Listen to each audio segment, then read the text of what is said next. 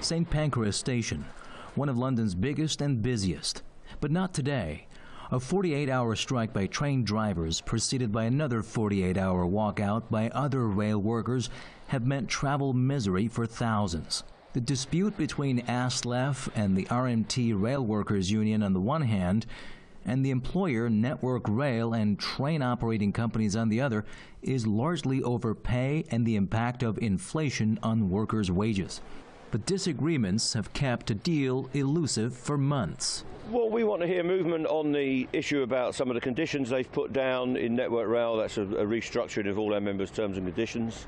And it's a similar recipe in the train operating companies. They've gone for a thing called driver-only operation, which we think is extremely unhelpful. We can't accept that. And of course, we'd like an improvement in the pay offers. Prime Minister Rishi Sunak has so far refused to meet with the unions to try and hammer out a deal, and has instead vowed to get tough on the strikes. His government is also accused of trying to turn public opinion against the strikers. But there's no sign of that happening yet. I think workers are well within their rights to demand at least living wages to be kept in line with inflation. So yeah, I'm fully supportive of this. I really sympathize. I think they're right.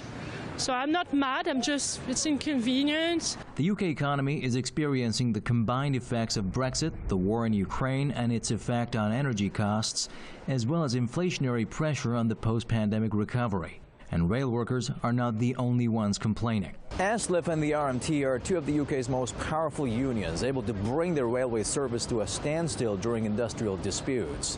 And the concerns they have been raising about the difference between people's pay packets and the cost of living at the moment are shared by many different industries and professions. Nurses, ambulance drivers, teachers, postal workers, driving examiners and the like all have pay deals with the government in the pipelines and are likely to be offered less than the rate of inflation.